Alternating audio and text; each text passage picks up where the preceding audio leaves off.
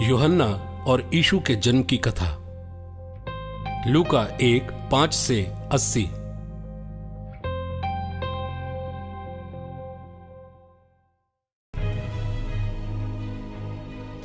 यहूदिया के राजा हेरोदेस के समय अबियाह के दल के जकरयाह नामक एक याजक थे। उनकी पत्नी हारून के वंश की थी और उनका नाम इलिशिबा था। वे दोनों ईश्वर की दृष्टि में धार्मिक थे।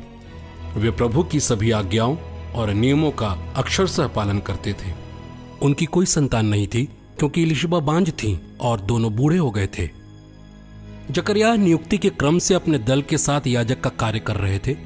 किसी दिन याजकों की प्रथा के अनुसार उनके नाम चिट्ठी निकली कि वो प्रभु के मंदिर में प्रवेश कर धूप जलाएं।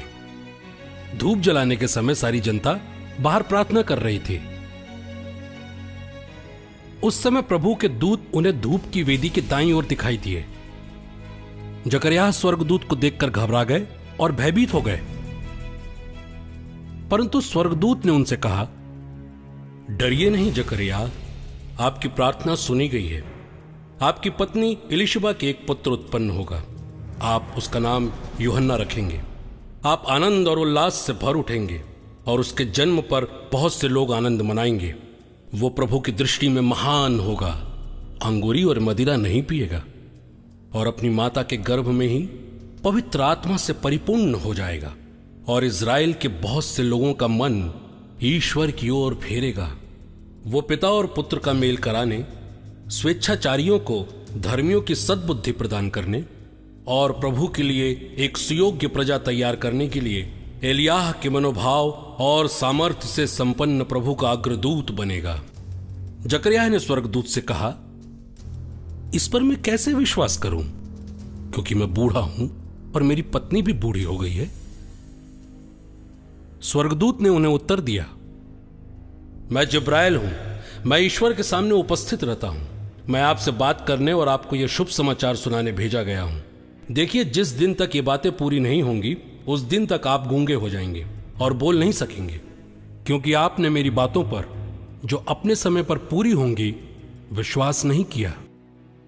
जनता जकरयाह की बाट जो रही थी और आश्चर्य कर रही थी कि वो मंदिर में इतनी देर क्यों लगा रहे हैं। जब वो बाहर आए तो वो कुछ बोल नहीं सके। लोग समझ गए कि मंदिर में उन्हें कोई दिव्य दर्शन हुआ है। वो उनसे इशारे में बात कर रहे थे क्योंकि वो गूंगे हो गए थे। अपनी सेवा का समय पूरा हो जाने पर वो अपने घर चले गए। कुछ समय बाद उनकी पत्नी इलिशिबा गर्भवती हो गई। उन्होंने 5 महीने तक अपने को यह कहते हुए छिपाए रखा, यह प्रभु का वरदान है। उन्होंने मुझ पर कृपा की है और समाज में मुझे कलंकित होने से बचाया है।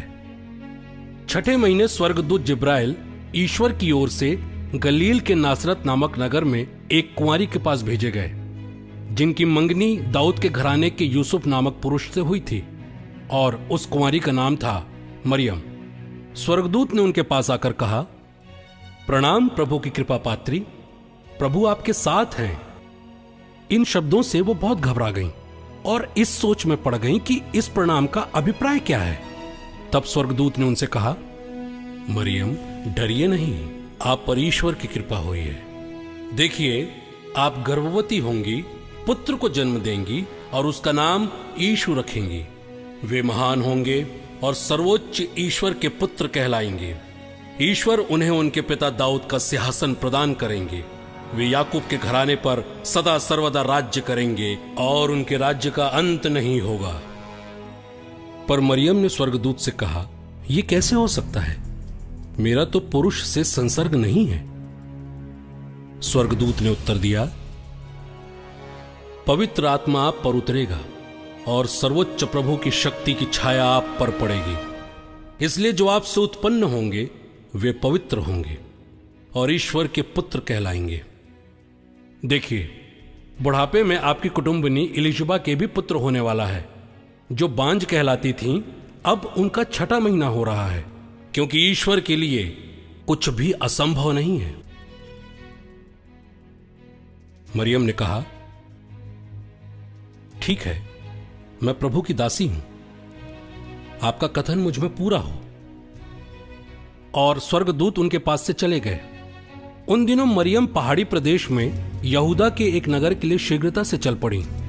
उन्होंने जकरयाह के घर में प्रवेश कर इलिशिबा का अभिवादन किया। जो ही इलिशिबा ने मरियम का अभिवादन सुना, बच्चा उनके गर्भ में उछल पड़ा और इलिशिबा पवित्र आत्मा से परिपूर्ण हो गई। वो ऊंचे स्वर में बोल उठी, आप नारियों में धन्य हैं और धन्य है आपके गर्भ का फल। मुझे ये सौभाग्य कैसे हुआ कि मेरे प्रभु की माता मेरे पास आई? क्योंकि देखिए, ज्यों ही आपका प्रणाम मेरे कानों में पड़ा, बच्चा मेरे गर्भ में आनंद के मारे उछल पड़ा। और धन्य हैं आप जिन्होंने ये विश्वास किया कि प्रभु ने आपसे कहा वो पूरा हो जाएगा। तब मरियम बोल उठी, मेरी आत्मा प्रभु का गुणगान करती है, मेरा मन अपने मुक्तिदाता ईश्वर में आनंद मनाता है, क्योंकि उन्होंने अपनी दीन दासी पर कृपा दृष्टि की है। अब से सब पीढ़ियां मुझे धन्य कहेंगी, क्योंकि सर्वशक्तिमान ने मेरे लिए महान कार्य किए हैं। पवित्र उनका नाम। उनकी कृपा उनके श्रद्धालु भक्तों पर पीढ़ी दर पीढ़ी बनी रहती है। उन्होंने अपना बाहुबल प्रदर्शित किया है। उन्होंने घमंडियों को तितर बितर किया है और शक्तिशालियों को उनके आसनों से गिरा दिया है और दीनों को महान बना दिया है।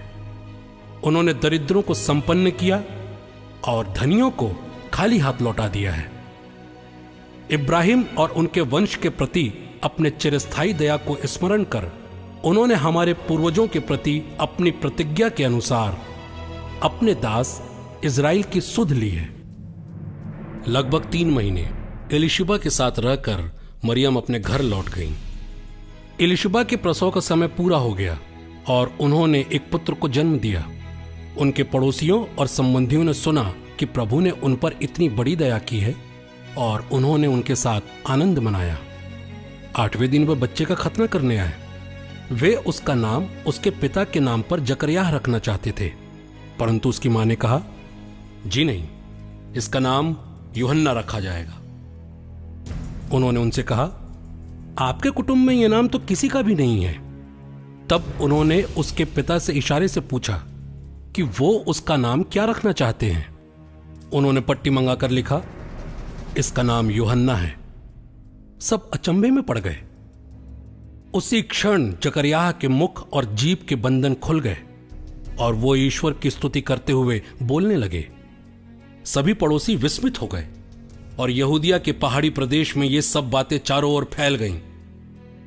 सभी सुनने वालों ने उन पर मन ही मन विचार किया, पता नहीं इस बालक का क्या होगा। वास्तव में बालक पर प्रभु का अनुग्रह बना रहा।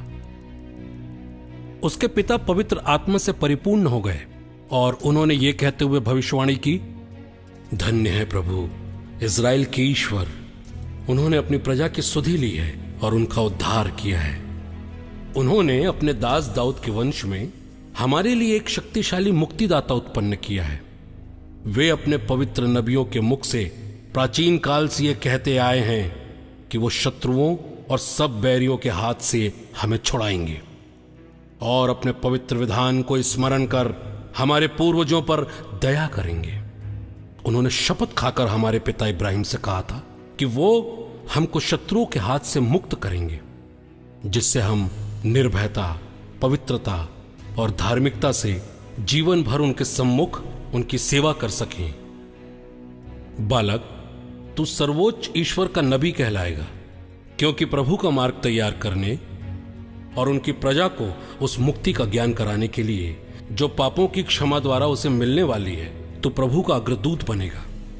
हमारे ईश्वर की प्रेमपूर्ण दया से हमें स्वर्ग से प्रकाश प्राप्त हुआ है, जिससे वह अंधकार और मृत्यु की छाया में बैठने वालों को ज्योति प्रदान करे और हमारे चरणों को शांति पथ पर अग्रसर करे। बालक बढ़ता गया और उसकी आत्मिक शक्ति विकसित होती गई। वो इस्राएल के सामने प्रकट होने के दिन तक निर्जन प्रदेश में रहा।